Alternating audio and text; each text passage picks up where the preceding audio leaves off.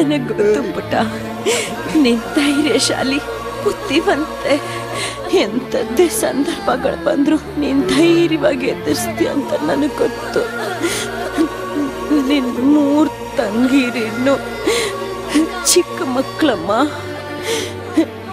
ನೀನ್ ನನ್ನ ಜಾಗದಲ್ಲಿ ನಿಂತ್ಕೊಂಡು ತಾಯಿ ಸ್ಥಾನನ ನೀನೇ ತುಂಬಬೇಕಮ್ಮ.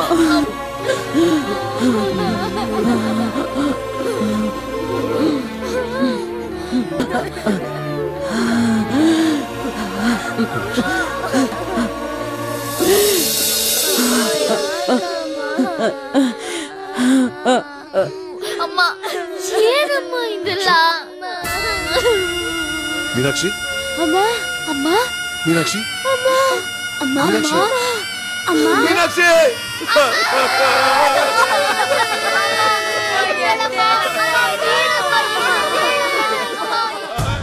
ಒಂದು ಮಾತು ಕೇಳ್ತೀನಿ.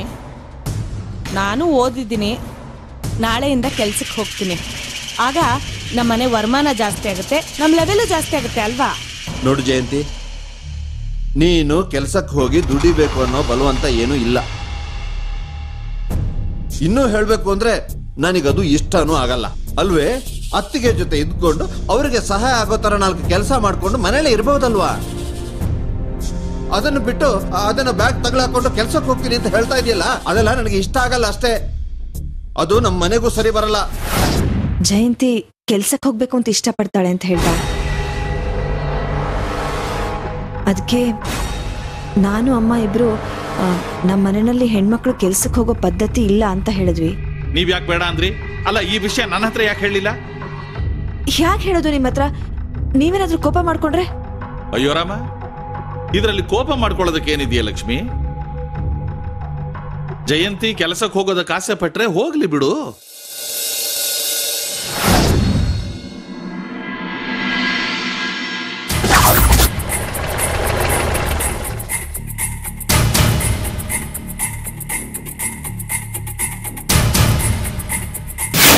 ನನ್ನನ್ನು ಕ್ಷಮಿಸ್ಬಿಡಪ್ಪ, ನನಗೆ ಬೇರೆ ದಾರಿ ಕಾಣ್ತಾ ಇಲ್ಲ. ಅಮೌಂಟ್ ಸಣ್ಣದಾಗಿದ್ರೆ ಹಾಳಾಗೋಲಿ ಅಂತ ಬಿಟ್ಬಿಡ್ತಿದ್ದೆ. ಆದ್ರೆ ನೀನು ತಗೊಂಡಿರೋದು 3 ಕೋಟಿ. ನೀನು ನಿನ್ನ ಮಕ್ಕಳನ್ನೆಲ್ಲ ಕರ್ಕೊಂಡು ಮನೆ ಖಾಲಿ ಮಾಡ್ಕೊಂಡು ಹೋಗ್ತಾ ಇರು. ಇನ್ನು ಮುಂದೆ ಈ ಮನೆ ನಂದು. ಹೊರಡ್ರೆ ಹೊರಡ್ರೆ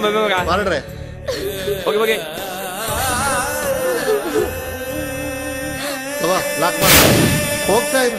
ಹೋಗಿ ಹೋಗಿ ಹೋಗಯ್ಯ.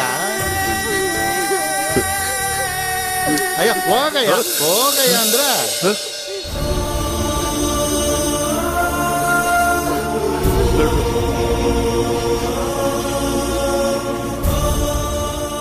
ವಿಧಿ ವಿಪರೀತ.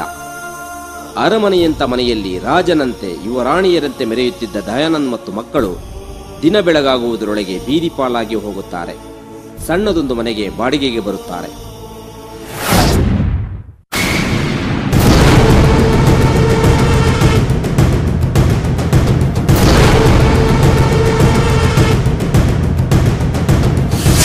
ಅದೇ ಆಫೀಸ್ನಲ್ಲಿ ಕೆಲಸ ಮಾಡೋ ಹುಡುಗ ಪುಟ್ಟಣ್ಣನ ಹೆಂಡತಿ ಜೊತೆ ತುಂಬಾ ಕ್ಲೋಸ್ ಆಗಿ ಮೂವ್ ಮಾಡ್ತಾ ಇದ್ದಾನಂತೆ.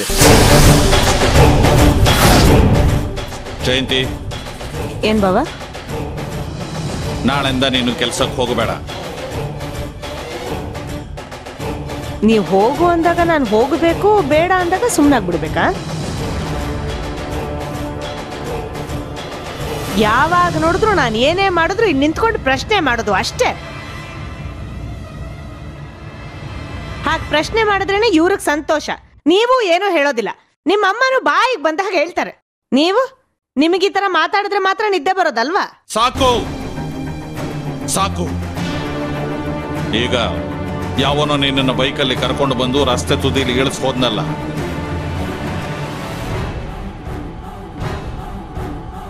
ಯಾರವನು?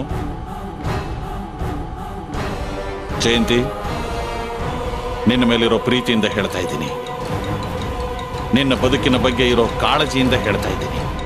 ಸರಿಯಾಗಿ ಕೇಳಿಸ್ಕೊ. ನಾಳೆಯಿಂದ ಕೆಲಸಕ್ಕೂ ಹೋಗಬೇಡ ಅಷ್ಟೇ. ನಿನ್ನ ಮಗಳು ಬಲಿ ಕೇಳ್ತಾಳೆ ಅಂತ ಹೇಳಿದ್ದೆ ತಾನೇ? ಅವಳು ಋತುಮತಿಯಾದ ಗಳಿಗೆಯಲ್ಲಿ ನೀನು ಬೀದಿಗೆ ಬರ್ತೀಯ ಅಂತ ಹೇಳಿದ್ದೆ ತಾನೇ? ನೀನ್ ಕೇಳಲಿಲ್ಲ ಅಲ್ಲ? ಬುದ್ಧಿಯಿಂದ ಅರ್ಥ ಮಾಡ್ಕೋಬೇಕಾದ ವಿಷಯನ ಮನಸ್ಸಿನಿಂದ ಮುಚ್ಚಿಟ್ಕೊಳಕ್ ನೋಡ್ದೆ ನೀನು. ಈಗ ಕಷ್ಟಪಡ್ತಾ ಇದೀಯಾ? ಏ ಮೂರ್ಖ, ಇನ್ನೂ ಹಾಳಾಗೋಗ್ತೀಯ ಕಣೋ ನೀನು. ಇಷ್ಟ್ರ ಮೇಲೂ ಅವಳು ನಿನ್ ಜೊತೆಗಿದ್ರೆ ನೀನ್ ನಿಂತ್ಕೊಳ್ಳೋ ಜಾಗದಲ್ಲಿ ಹುಲ್ಲು ಬೆಳೆಯಲ್ಲ.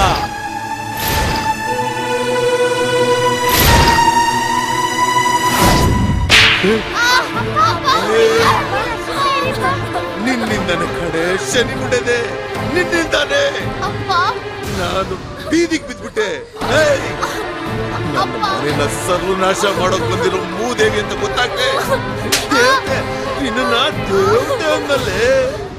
ಎತ್ತು ತಾಯಿಯನ್ನು ನುಂಗ್ಕೊಂಡೆ, ಹುಟ್ಟು ಬೆಳೆದಿದ್ ಮನೆ ನುಂಗ್ಕೊಂಡೆ, ಅನ್ನ ಹಾಕ್ತಿದ್ದ ಅಂಗಡಿಗಳು ಸರ್ವನಾಶ ಆಗೋಯ್ತು. ಸಾಲ್ದ ನಿನ್ಗೆ? ಸಾಲ್ದ? ಇನ್ನು ಏನ್ ನುಂಗ್ಬೇಕು ಅಂತಿದ್ಯಾ? ಎಲ್ಲಾದ್ರೂ ಹೋಗಿ ಸಾಯ್ಬಾರ್ದ? ಯಾಕೆ ಬದುಕಿರೋ ಪ್ರಾಣಿಗಳು ತೆಗಿತಾ ಇದೆಯಾ? ಸಿದ್ಧರ ಮಾತುಗಳನ್ನು ನಂಬಿದ ದಯಾನಂದ್ ಕುಡಿತಕ್ಕೆ ಮೊರೆ ಹೋಗಿ ನಂದಿನಿ ಎಂದರೆ ಬೆಂಕಿ ಉಗಳಲಾರಂಭಿಸುತ್ತಾರೆ. ಆಗ ಮನೆಯೊಡತಿ ನಂದಿನಿ ಮತ್ತವಳ ತಂಗಿಯರಿಗೆ ಕರುಣೆಯ ಕಣ್ಣು ತೆರೆದು ಆಸರೆಯಾಗುತ್ತಾರೆ. ದಯಾನಂದ್ ಸಂಪೂರ್ಣವಾಗಿ ಕುಡಿತಕ್ಕೆ ದಾಸನಾಗಿರುವಾಗ ಆಗಷ್ಟೇ ಮಂತ್ರಿ ಪದವಿ ಕಳೆದುಕೊಂಡ ರಾಜಕಾರಣಿಯೊಬ್ಬ ನಂದಿನಿಗೆ ಬೆಲೆ ಮಾತನಾಡಲು ದಯಾನಂದ್ ಬಳಿಗೆ ತನ್ನ ಆಳುಗಳನ್ನು ಕಳಿಸುತ್ತಾನೆ. ಯಾಕೆ ಗೊತ್ತೇ? ನಿಮ್ಮನ್ನ ನಡುಬೀದಿಗೆ ತಂದು ನಿಲ್ಲಿಸಿರೋ ಮಗಳನ್ನ ತೋರಿಸಿ ಇವಳನ್ನ ನೀವು ಮದುವೆ ಮಾಡ್ಕೊಂಡ್ರೆ ನೀವು ಕಳ್ಕೊಂಡಿರೋ ಮಂತ್ರಿ ಪದವಿ ಮತ್ತೆ ವಾಪಸ್ ಬರುತ್ತೆ ಅಂತ ನನ್ನ ಜ್ಯೋತಿಷಿ ಹೇಳಿದ್ದಾರೆ. ನಂದಿನಿ ದುರಾದೃಷ್ಟೆ, ದರಿದ್ರ ಜಾತಕದವಳು ಎಂದು ನಂಬಿರುವಾಗ ಅವಳಿಗೆ ಕಂತೆ ಕಂತೆ ನೋಟುಗಳ ಬೆಲೆ ಬರಲು ದಯಾನಂದ್ ಮುದುಕ ರಾಜಕಾರಣಿಗೆ ನಂದಿನಿಯನ್ನು ಕೊಟ್ಟು ಮದುವೆ ಮಾಡಲು ಮುಂದಾಗುತ್ತಾರೆ.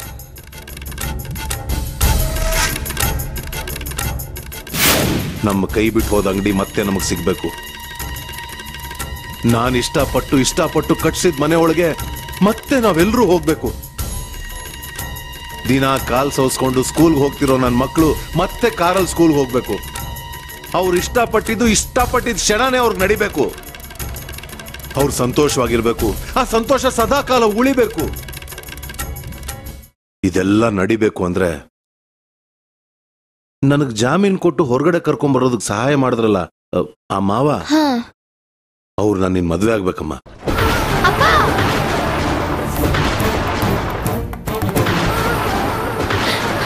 ನೀನ್ ನನ್ ಜೀವ ಕೇಳಿದ್ರೆ ಸಂತೋಷವಾಗಿ ಕೊಟ್ಬಿಡ್ತಿದ್ದೆ ಅಪ್ಪ.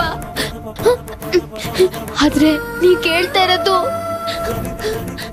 ನನ್ ಜೀವನನೇ ಅಪ್ಪ.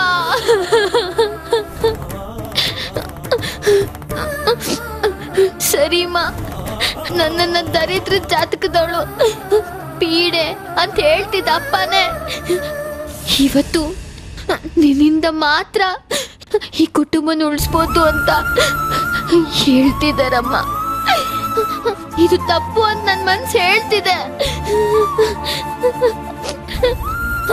ಆದ್ರೆ ನನ್ ತಂಗಿಗೋಸ್ಕರ ಇದು ನಾನು ಒಪ್ಕೊಂತೀನಮ್ಮ.